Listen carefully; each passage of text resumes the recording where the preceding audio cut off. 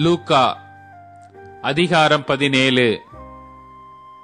பின்பு அவர் தம்முடைய சீஷர்களை நோக்கி, இடறல்கள் வராமல் போவது கூடாத காரியம்.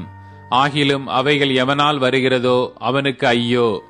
அவன் இந்த சிறுவரில் ஒருவனுக்கு இடறல் உண்டாக்குகிறதை பார்க்கிலும் அவனுடைய கழுத்தில் ஏந்திரக்கல் கட்டப்பட்டு அவன் சமுத்திரத்தில் தள்ளுண்டு போவது அவனுக்கு நலமாயிருக்கும்.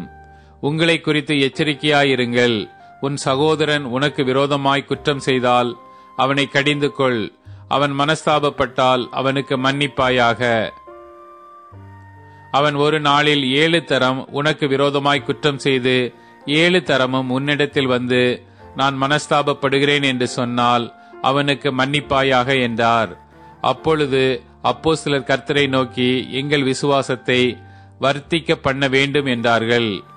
அதற்கு கர்த்தர், கடுகு விதையளவு விசுவாசம் உங்களுக்கு உண்டாயிருந்தால் நீங்கள் இந்த காட்டாத்தி மரத்தை நோக்கி, நீ வேரோடே புடுங்குண்டு கடலிலே நடப்படுவாயாக என்று சொல்ல அது உங்களுக்கு கீழ்ப்படியும்.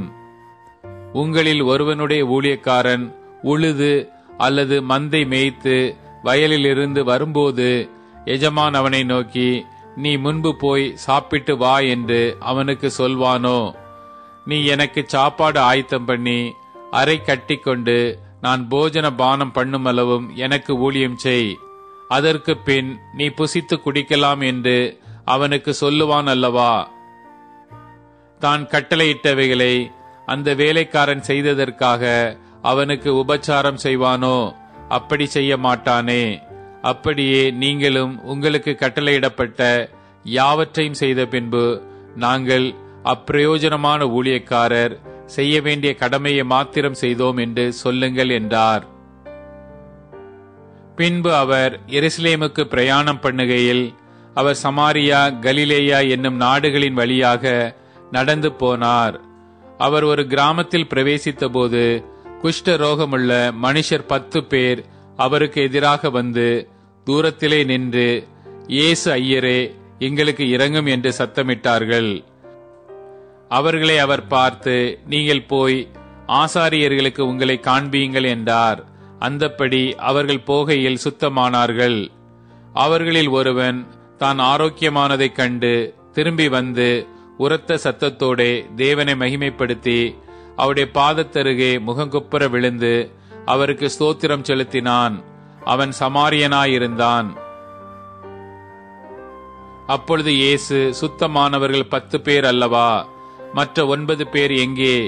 தேவனை மகிமைப்படுத்துகிறதற்கு இந்த அந்நியனே ஒழிய மற்றொருவனும் திரும்பி வர காணோமே என்று சொல்லி அவனை நோக்கி, நீ எழுந்து போ, உன் விசுவாசம் உன்னை ரட்சித்தது என்றார்.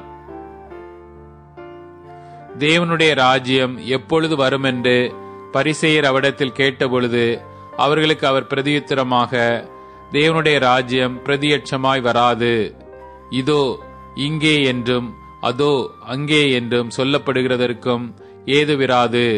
இதோ தேவனுடைய ராஜ்யம் உங்களுக்குள் இருக்கிறதே என்றார். பின்பு அவர் சீஷர்களை நோக்கி, மனுஷகுமாரனுடைய நாட்களில் ஒன்றை காண வேண்டும் என்று நீங்கள் ஆசைப்படும் காலம் வரும். ஆனாலும் அதை காண மாட்டீர்கள். இதோ இங்கே என்றும் அதோ அங்கே என்றும் சிலர் உங்களிடத்தில் சொல்லுவார்கள். நீங்களோ போகாமலும் பின் தொடராமலும் இருங்கள். மின்னல் வானத்தின் ஒரு திசையில் தோன்றி மறு திசை வரைக்கும் பிரகாசிக்கிறது போல மனுஷகுமாரனும் தம்முடைய நாளிலே தோன்றுவார். அதற்கு முன்பு அவர் அநேகம் பாடுபட்டு இந்த சந்ததியினால் ஆகாதவன் என்று தள்ளப்பட வேண்டியதாயிருக்கிறது. நோவாவின் நாட்களில் நடந்தது போல மனுஷகுமாரனுடைய நாட்களிலும் நடக்கும். நோவா பேழைக்குள் பிரவேசித்த நாள் வரைக்கும் ஜனங்கள் புசித்து குடித்தார்கள், பெண் கொண்டு கொடுத்தார்கள்.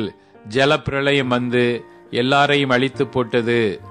லோத்தினுடைய நாட்களில் நடந்தது போலவும் நடக்கும். ஜனங்கள் புசித்தார்கள், குடித்தார்கள், கொண்டார்கள், விற்றார்கள், நட்டார்கள், கட்டினார்கள். லோத்து சோதோமை விட்டு புறப்பட்ட நாளிலே வானத்திலிருந்து அக்கினியும் கந்தகமும் வருஷித்து எல்லாரையும் அழித்து போட்டது. மனுஷகுமாரன் வெளிப்படும் நாளிலும் அப்படியே நடக்கும்.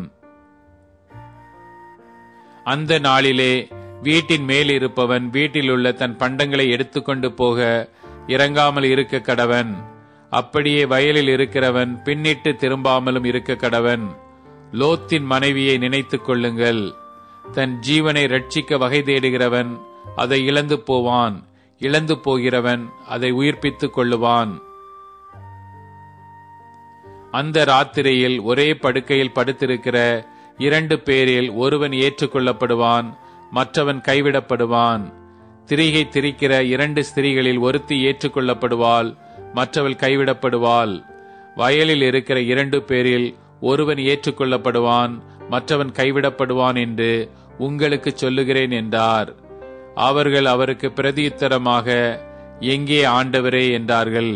அதற்கு அவர், பிணம் எங்கேயோ அங்கே கழுகுகள் வந்து கூடும் என்றார்.